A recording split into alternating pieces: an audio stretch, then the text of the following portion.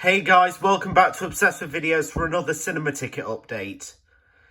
In this one, I've got 10 cinema tickets to show, which will be a mix of Cineworld, Showcase, and an Odeon ticket as well. And the first one is The Finishing Scheme, the recent film by Wes Anderson, which is rated 15, but since this is a Cineworld Leeds ticket, it doesn't show the age ratings on there for some reason, as I've probably explained before. I saw this one at Cineworld in Leeds on May 28th, 2025 at 12 p.m, and I was in Screen 2, Row J and Seat 9. Next one is Mission Impossible: The Final Reckoning, which is rated 12A. I saw this at Cineworld in Wakefield on May 29th, 2025 at 11:10 a.m. and I was in Screen 9, Row L and Seat 16. Next one is The Ballad of Wallace Island, which, when I went to see this film, it wasn't showing in any of my more usual cinema locations.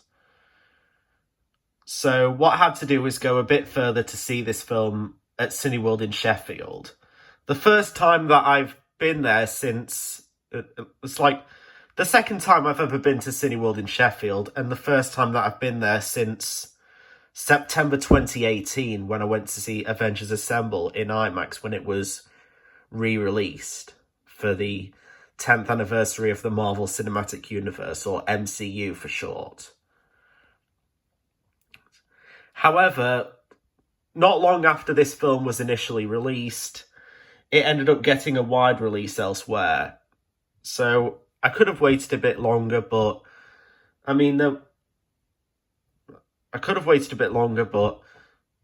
since there wasn't really much else on during that week, I decided to do so. And I had a good experience there anyway.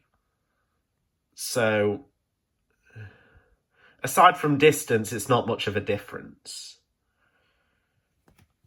Anyway, the film is rated 12A. I saw it, as I mentioned, at Cineworld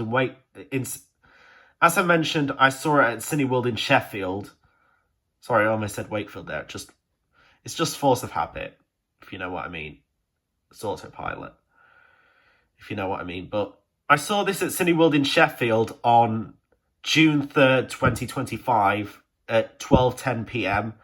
and I was in Screen 10, Row L and Seat 17. Next one is a Showcase ticket with The Salt Path, which is rated 12A. I saw this at Showcase Cinema Deluxe in Leeds on June 5th, 2025 at 1:30 p.m. and I was in Screen 14, Row D and Seat 11. Next one is From the World of John Wick Ballerina, or just Ballerina 2025 in brackets, as it says there, in order to not confuse it with the 2016 animated film of the same name, which was released by Entertainment One. This film was released by Lionsgate, which coincidentally now owns the majority of the film and TV library of Entertainment One, except for the family and brand section, except for the branded section, which was already implemented into Hasbro when they owned Entertainment One for a few years. So I assume that Ballerina 2016 is part of Lionsgate UK's library now. And so is this film. Anyway, this film was rated 15. I saw this at Cineworld, the 2025 one is rated 15. I saw this at Cineworld in Wakefield on June 9th, 2025 at 2:30 p.m. and I was in Screen 9, Row J and Seat 5. Next one is Karate Kid Legends, which is an Odeon ticket. And this is actually the second film I've seen at Odeon this year after Flow, which I saw back in March. So I think the first So it's the first time that I've ever been to Odeon twice in a year to see a film. Because previously I went once in 2019, back when the Odeon Luxon Thorpe Park first opened, to watch the first Shazam, and then again in December 2022 to watch the re-release of Die Hard. And then I went a third time earlier this year to watch Flow, and then just recently I went a fourth time to watch Karate Kid Legends, which is rated 12A. I saw this at Odeon Lux in Leeds Thorpe Park on June 11th, 2025 at 2 p.m, or 14:00 as it says there, and I was in Screen 9, Row B and Seat 3. Next one is Oasis Supersonic, a film from 2016 another film from 2016 that was coincidentally released by Entertainment One. So I would now class it as a Lionsgate film because it fits into that category. The 2025 re-release, though, for Oasis Supersonic, nearly 9 years after its initial release, because it was re-released in June 2025, and I think it was originally released in cinemas in October 2016. And although in a few weeks' time it would get a DVD and Blu-ray release anyway, which I actually have on DVD, by the way. And I bought it back in, I think, December 2016. I think the reason this film was probably re-released is because Oasis were doing a tour around that time. So it made sense in some ways it made sense for Oasis Supersonic to get a re-release in some ways, to cash in on that event. Again, since this is a Cineworld Leeds ticket, it doesn't show the rating, but the film was rated 15. And it used the same digital cinema print that was used in 2016. Not just because it retained the Entertainment One logo instead of replacing it with the Lionsgate logo, but they also retained the old BBFC card as well at the start, the original one from 2016. As I just said, I saw this at Cineworld in Leeds, and I saw it on June 15th, 2025 at 3 p.m, and I was in Screen 1, Row H and Seat 6. Next one is Tornado, which it's... From the title, you might think it's a Twisters knockoff, but it's actually the name of the main character in this film, a Japanese female samurai. So basically, this is a Japanese samurai themed film, which was partly made in Scotland. Yeah, with all that combined together, think of all that in your head. Sort of strange combination, but it kind of worked. It was an enjoyable film to watch. Not the best that I've seen this year, but still pretty good on its own. Pretty decent on its own.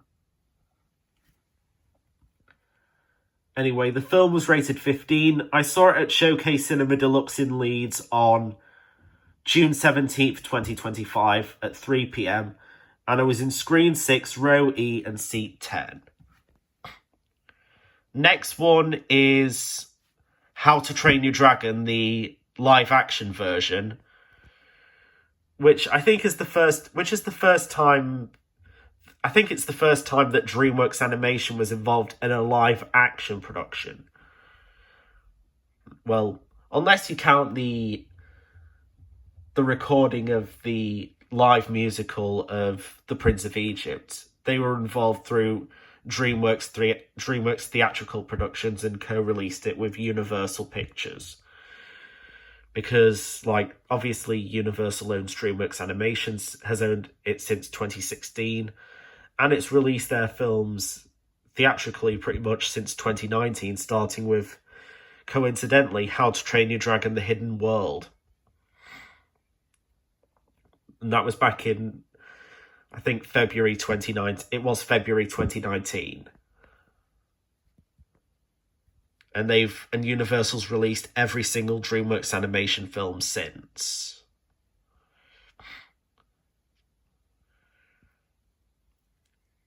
And not to mention, speaking of How to Train Your Dragon: The Hidden World, they use the 2019 to 2022 DreamWorks animation logo at the start, rather than using their logo, their more recent 2022 logo that they've been using on their animated films. You know, the one where you see all the different characters from DreamWorks Animations films, and they change them every so often. Yeah, I would have quite a while back when they were releasing the trailers, because they did a variant of the logo combined with the Universal logo on the trailers. Part of me thought that we might see that logo, and it would have been strange seeing it in front of a live-action film, but instead we had the 2019 logo instead, which is still a good one, especially when it was combined. It was also good when it was combined with the Warp Speed Universal Pictures logo, with the reorchestrated music from the original How to Train Your Dragon that played during the 2010, the debut of the 2010 to 2017 DreamWorks animation logo. Brought back some nostalgia for me, because I actually remember seeing the original animated How to Train Your Dragon in cinemas at Cineworld Castleford when it was still open, by the way, as you may know. And I saw that one back in when it was released in 2010, so 15 years later, even though unfortunately it didn't end up being at the same cinema, it was still a good nostalgia trip to have. And it brought back some memories from the original that I'd kind of forgotten about, because it's been so long since I saw the original at the cinema. Anyway, just like the original, this one, the live-action version, was rated PG, even though for some reason it still says TBC on the ticket. Even though when I was on the website to order the tickets, it clearly stated that the film was rated PG. Maybe they hadn't fixed it at that time, but oh well. Sometimes mistakes and errors are made, and I get it. But it's just unusual, especially when the film has been out for over a week, because it was released on June 9th, so it would have been like a week, the film would have been out for like 9 days at that time, so obviously they may have had time to correct the rating on the ticket, but alas, they didn't. And oh well. As I said, sometimes mistakes and errors are made. Anyway, I saw this film on June 18th, 2025 at 2:10 p.m, and I was in Screen 1, Row J and Seat 8. And speaking of live-action remakes, but onto the Disney side now, the next and final ticket I've got in this update is for the live-action remake of Lilo and Stitch, which so far has been doing extremely well for Disney at the box office. And I do feel like there's a chance that the film might cross $1 billion. It is getting pretty close to that, though. And it could end up getting close to surpassing the numbers that a Minecraft movie did, in which I think that got close to making $1 billion, although it didn't quite reach the $1 billion mark that that people were expecting at the time. But there is a chance that Lilo and Stitch might. If not, then maybe one of the summer blockbusters will. The ones that have the best chance of making $1 billion during the summer, in July, Jurassic World Rebirth, which I wouldn't be surprised if it does, because when you look at the previous 3 Jurassic World films, with Jurassic World in 2015, Jurassic World Fallen Kingdom in 2018, and Jurassic World Dominion in 2022, they all made over $1 billion. So we'll have to wait and see how much Jurassic World Rebirth makes, because the reception of the Jurassic World films isn't great, especially with Jurassic World Dominion. So we'll just have to see how audiences feel and whether they're convinced to still go watch Jurassic World Rebirth. But knowing how the previous ones have done, there's a good chance that it might.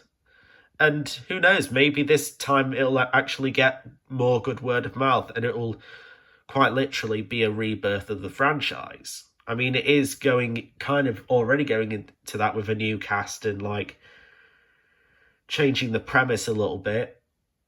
So maybe it'll do well and maybe word of mouth might help it, who knows. And then you also have Superman, the first film in the new DC universe that was set up by James Gunn and Peter Safran. I don't really know how... That one looks to be tracking pretty good, but I guess we'll have to see what legs it has, if it has good legs or not.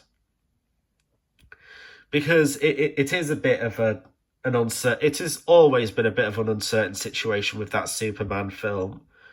Because the reception of the DC Extended Universe films has not been great in recent years. Even films outside of that DC Extended Universe, even DC films in general, have not been doing great lately. The only one, as of recent, that has done well was The Batman back in 2022. Everything else, especially during the 2020s, just hasn't done well or even been downright disastrous. Even Joker Folie à Deux, which was a sequel to a surprise $1 billion film in 2019, flopped at the box office back in October of last year. So I think Superman and James Gunn and everyone involved have a lot of cleaning up to do to see if they can win audiences back. But then again, with a very well-known superhero like Superman, maybe audiences will flock to it. Who knows? I guess we'll just have to wait and see. And then at the end of July, you have the Fantastic Four First Steps, which is going to be the next film in the Marvel Cinematic Universe, which that also has been a bit up and down as of late. I mean, last year you did have Deadpool and Wolverine, which made over $1 billion and did extremely well. But this year, it hasn't been really great for them so far in 2025. Both Captain America Brave New World and Thunderbolts Asterisk have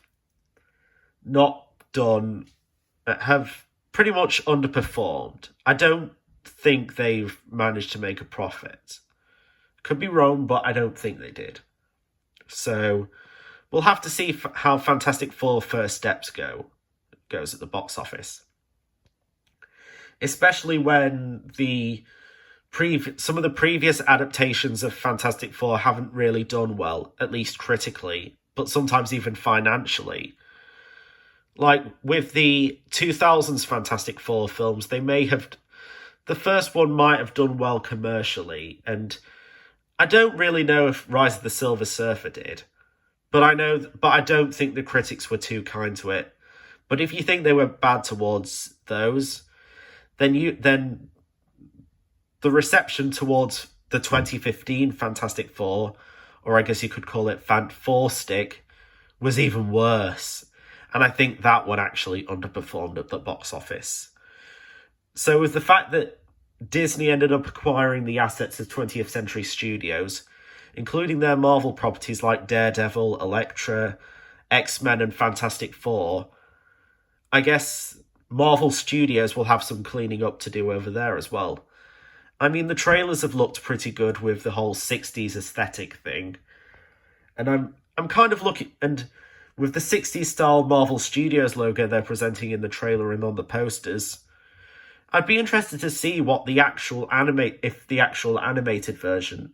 If they decide to do an animated version of it, or whether they just decide to use a still version like they did with the Marvel Studios logo in Captain America Brave New World. If they do an animated version, though, it'll be interesting to see, but I guess we'll just have to wait and see. I guess only time will tell in that regard. And then, of course, later in the year, you'll have other films that might make $1 billion, like Zootropolis 2, because the first one made over $1 billion back in 2016, so if the interest in Zootropolis to the general public is still there, then there's a good chance it might make $1 billion. I mean, sequels that came out last year to animated Disney and Pixar films did extremely well and made over $1 billion, like Inside Out 2 and Moana 2. So there's a good chance, I think there's a chance that Zootropolis 2 will make $1 billion. And then there's probably the one that's most likely to make $1 billion at the end of the year, Avatar Fire and Ash. I don't really know if it'll make $2 billion like the previous Avatar films, but I think there's a very good chance that it will at least make over $1 billion. Maybe not quite $2 billion, but I think $1 billion may be a safe bet or something. But I'm not actually going to bet on anything like that. But I think there's a good chance that it would make over $1 billion. And speaking of animated Disney and Pixar films, it is quite unfortunate that even though it's getting really good word of mouth, Elio seems to be off to a bad start at the box office, with Pixar's lowest opening since Elemental 2 years prior. Although, let's see if word of mouth can actually help Elio become a sleeper hit. Although, with everything else that's coming out, I'm kind of questioning it. And it's made even worse by the fact that that Elio, believe it or not, has a budget of $300 million. But then again, that could be because of production troubles, and they had to delay it due to the SAG-AFTRA strike, and they pretty much had to change quite a bit of the film and stuff. Like change some of the cast, change some of the directors, all that kind of stuff. So it's probably had some production troubles. So I guess its ballooned budget is a bit understandable there. It's kind of, I guess you could say it's kind of in the same position that Captain America Brave New World was in. And anyway, back to Lilo and Stitch. This is a remake. This is the live-action remake of the Walt Disney Animation Studios film that was released back in 2002 that kind of became their biggest hit of the end of the 2000s era, like the end of the Renaissance, and probably their last big hit that was 2D animated, because the other ones that they put out at the time, like Atlantis, The Lost Empire, Treasure Planet, and Brother Bear and Home on the Range, were box office flops, I think. And some might have even been critical failures. Some more than others, though. I know that ones like Atlantis and Treasure Planet have a cult following nowadays, but I still don't know what the reception is for Home on the Range. Although they did make a comeback in 2009 with The Princess and the Frog, which came out in the UK back in February 2010. But I don't think that one did quite well, especially when there were a lot of other releases it was getting overshadowed by. Especially when there were a lot of other releases that it was getting overshadowed by. So it was understandable there. And maybe audiences were just out of 2D animated films back then. Even with the 2011 Winnie the Pooh, it didn't garner as much attention as some of the other films that came out during that time, family-oriented or otherwise. But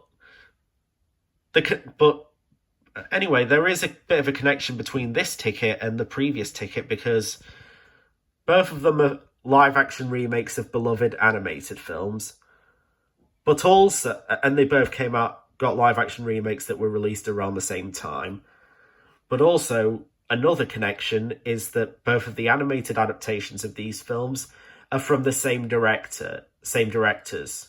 Yes, both Lilo and Stitch and How to Train Your Dragon, in terms of their animated counterparts, were both directed by Dean DeBois and Chris Sanders. Dean DeBois actually came back to direct the live-action How to Train Your Dragon. However, he nor Chris Sanders did for Lilo and Stitch. Chris Sanders was also the person that directed The Croods and The Wild Robot, and also directed the Call of the Wild for Disney and 20th Century Studios, which coincidentally was actually the first film to be released under the 20th Century Studios label after Disney renamed both 20th Century Fox and Fox Searchlight Pictures to 20th Century Studios and just Searchlight Pictures, respectively, due to Disney's purchase of the majority of the 21st Century Fox assets back in March 2019, but they renamed those two labels in January 2020. Anyway, I guess you could say that with the Lilo and Stitch remake, in terms of its performance, it's kind of the polar opposite of what the Snow White remake had earlier this year. Where, like, the reception towards the Snow White remake, was rather mixed. I'm not going to get much into that, though, because, well, if you know what I mean, but again, I'm just going to say that I do think Rachel Zegler is a good actress. And even though I haven't seen the Snow White remake yet, but from what I've seen from, like, the trailers and stuff like that, I think she does a pretty decent job at playing Snow White.